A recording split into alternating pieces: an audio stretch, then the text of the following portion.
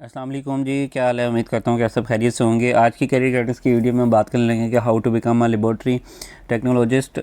तो इसमें laboratory technologist क्या काम करता है, इसकी सैलरी रेंजेस क्या हैं, स्टडी आपको कौन कौन सी डिग्रीज़ की ज़रूरत होगी पाकिस्तान में, और उसके साथ साथ आपके पास स्किल्स कौन सी होनी चाहिए इस फील्ड में कामयाब होने के लिए। और ऐसी आपके साथ स्किल्स इस वीडियो में शेयर की जाएंगी, टिप्स शेयर की जाएंगी जो कि आपको इस फील्ड में बहुत जल्दी जो है ना ग्रो कर सकती हैं, कामयाब कर सकती हैं। ठीक है, कम मेहनत करके आप ज़्यादा रिजल्ट्स जो है ले सकते हैं। और उसके बाद सबसे पहले चलते हैं जी इसकी डेफिनेशन की तरफ या फिर इसके काम की तरफ। जो कि लेबॉर्ट्री टेक्नोलॉजिस्ट जो क्या काम करता है। Lab technologist perform diagnostic test perform करता है, मैनेज लैब इक्विपमेंट, जो लैब की इक्विपमेंट होता है उसको मैनेज करता है, and assist in clinical investigation. ठीक है, क्लिनिकल इन्वेस्टिगेशंस को असिस्ट करता है। ठीक है, ये बेसिकली इसका काम है मेन, छोटा सा।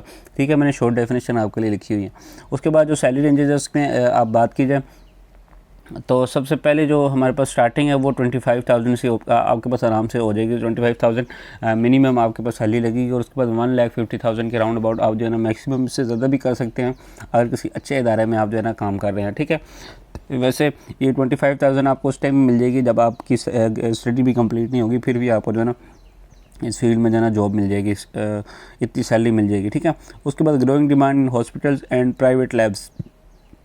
सबसे ज़्यादा जो डिमांड है, जो आपके एम्प्लॉयज़ होंगे वो आपके हॉस्पिटल्स वाले होंगे। आपको हॉस्पिटल्स में इसकी आराम से जॉब मिल जाएगी।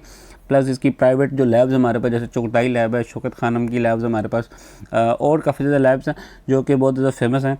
तो इनमें भी आप जो है ना आराम से जो है ना जॉब्स ले सकते हैं। ठीक है, सर्टिफिकेशंस इम्प्रूव प्रेजेंट प्रोस्पेक्ट्स। ठीक है, ये सर्टिफिकेट बेसिकली इसका मतलब ये है कि आपके पास सर्टिफिकेट जो है ना वो लाजमी तौर पर इसमें होना चाहिए। अगर आपका सर्टिफिकेट होता है तो आप मज़ीद इसमें जॉब में जो है ना आप मज़ीद परमानेंट हो सकते हैं। मिसाल के तौर पर आपके जो चांसेस हैं वो मज़ीद बढ़ सकते हैं उसमें कंफर्मेशन के जॉब के हवाले से, या फिर आपको जॉब जल्दी मिल सकती है। अगर कोई 10 बंदों ने अप्लाई किया हुआ है, 9 के पास सर्टिफिकेट नहीं है और आपके पास सर्टिफिकेट है, तो आपको ज़्यादा प्रेफर करेंगे क्योंकि आपके पास ज़्यादा जो है ना स्किल्स हैं। ठीक है, अब नेक्स्ट पॉइंट जो लिखा हुआ है ना, ये इसका मतलब ये है कि कोविड-19 based public health lab demand, boosted public health lab demand. ये कोविड-19 जब से आया ना, तो ये जब ख़त्म हुआ तो उसके बाद से जो है अब जो पब्लिक की लैब की डिमांड है ना वो बहुत ज़्यादा बढ़ चुके हैं, क्योंकि काफ़ी ज़्यादा ज़रूरत पड़ी थी उस टाइम लोगों को टेस्ट वगैरह करवाने की।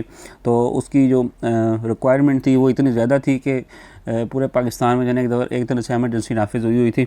तो उसमें जो है ना पब्लिक की हेल्थ लैब की डिमांड्स है ना वो बहुत ज़्यादा बढ़ गई थी। तो उसकी वजह से काफ़ी ज़्यादा जो है ना इस चीज़ की भी रिक्वायरमेंट थी कि लैब टेक्नोलॉजीज़ की ज़रूरत जो है ना बहुत ज़्यादा बढ़ गई थी। ठीक है, उसके बाद बायोटेक्नोलॉजी सेक्टर आल्सो हायरिंग।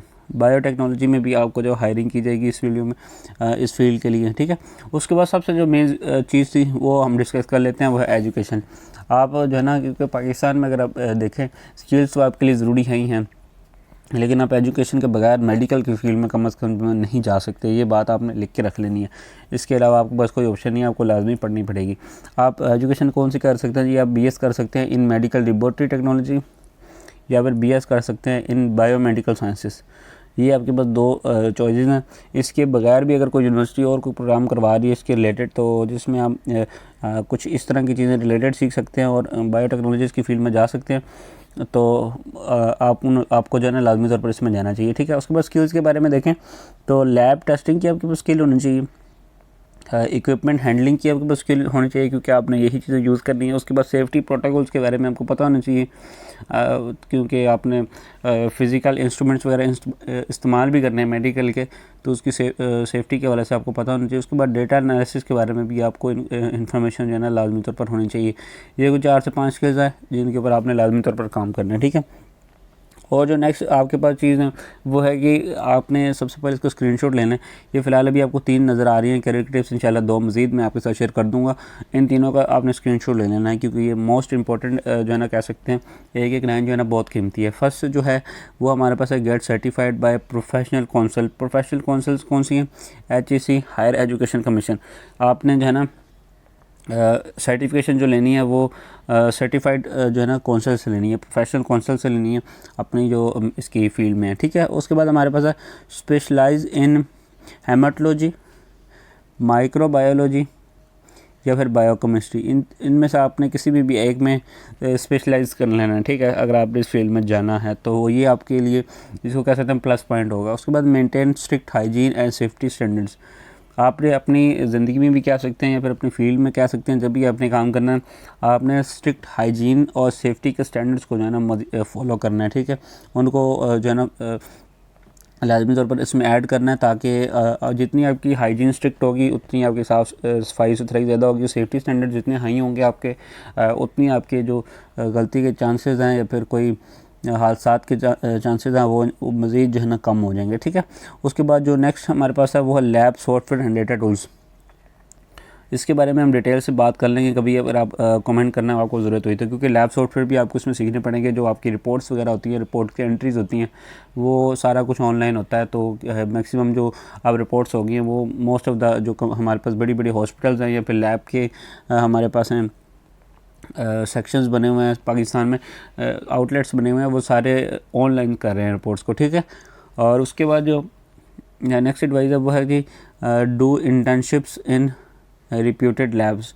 अब आपने इंटर्नशिप लाजमी तौर पर करनी है इस फील्ड में, आपको काफ़ी सारी चीज़ें सीखने को मिलेंगी, लेकिन पढ़ाई एट द एंड बहुत ज़्यादा ज़रूरी है इस फील्ड में काम करने के लिए। तो आपने जो है ना पढ़ाई लाजमी तौर पर कर लेनी है, ठीक है।